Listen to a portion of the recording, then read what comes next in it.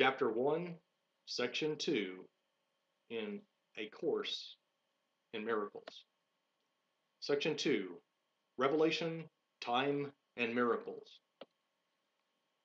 Revelation includes complete but temporary suspension of doubt and fear. It reflects the original form of communication between God and His creations, involving the extremely personal sense of creation sometimes sought in physical relationships. Physical closeness cannot achieve it. Miracles, however, are genuinely interpersonal and result in true closeness to others. Revelation unites you directly with God. Miracles unite you directly with your brother. Neither emanates from consciousness, but both are experienced there. Consciousness is the state that induces action, though it does not inspire it. You are free to believe what you choose, and what you do attest to what you believe. Revelation is intensely personal and cannot be meaningfully translated. That is why any attempt to describe it in words is impossible. Revelation induces only experiences. Miracles, on the other hand, induce action. They are more useful now because of their interpersonal nature.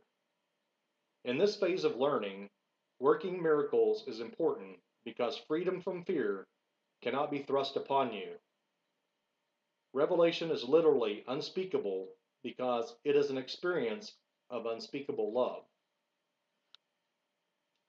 Awe should be reserved for revelation, to which it is perfectly and correctly applicable.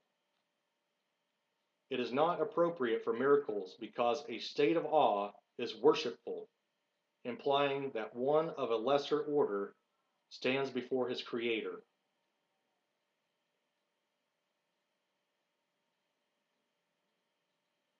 You are a perfect creation and should experience awe only in the presence of the Creator of perfection. The miracle is therefore a sign of love among equals. Equals should not be in awe of one another because awe implies inequality. It is therefore an inappropriate reaction to me.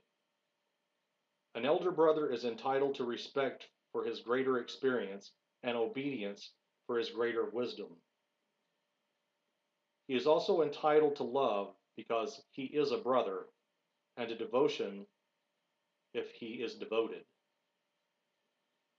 It is only my devotion that entitles me to yours.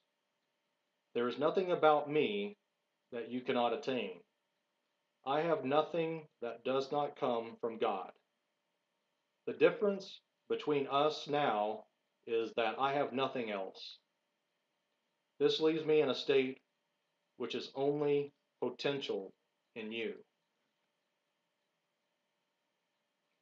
No man cometh unto the Father but by me. Does not mean that I am in any way separate or different from you, except in time. And time does not really exist.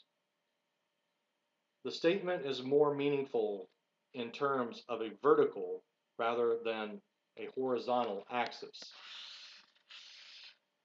You stand below me, and I stand below God.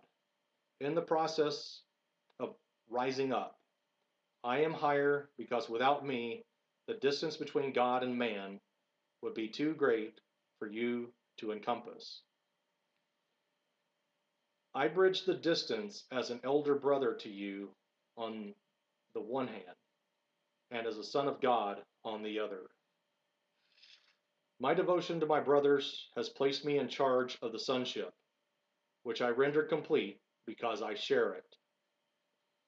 This may appear to contradict the statement, I and my Father are one. But there are two parts to that statement in recognition that the Father is greater.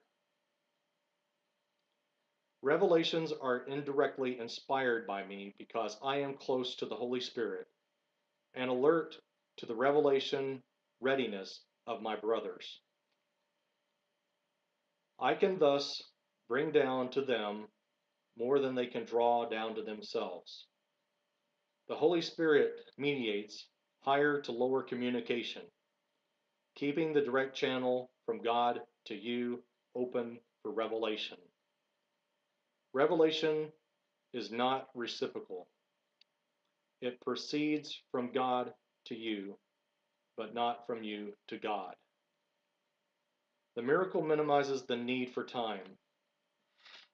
In the longitudinal or horizontal plane, the recognition of the equality of the members of the sonship appear to involve almost endless time.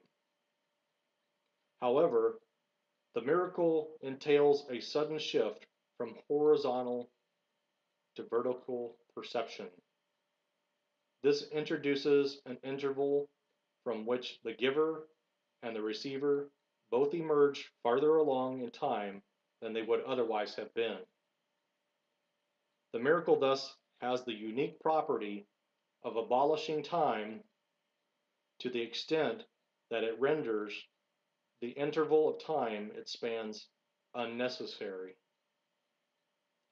There is no relationship between the time a miracle takes and the time it covers. The miracle substitutes for learning that might have taken thousands of years. It does so by underlying recognition of perfect equality of giver and receiver on which the miracles rest. The miracle shortens time by collapsing it. It thus eliminating certain intervals within it. It does this, however, within the larger temporal sequence. That is the end of A Course in Miracles, Chapter 1, Section 2.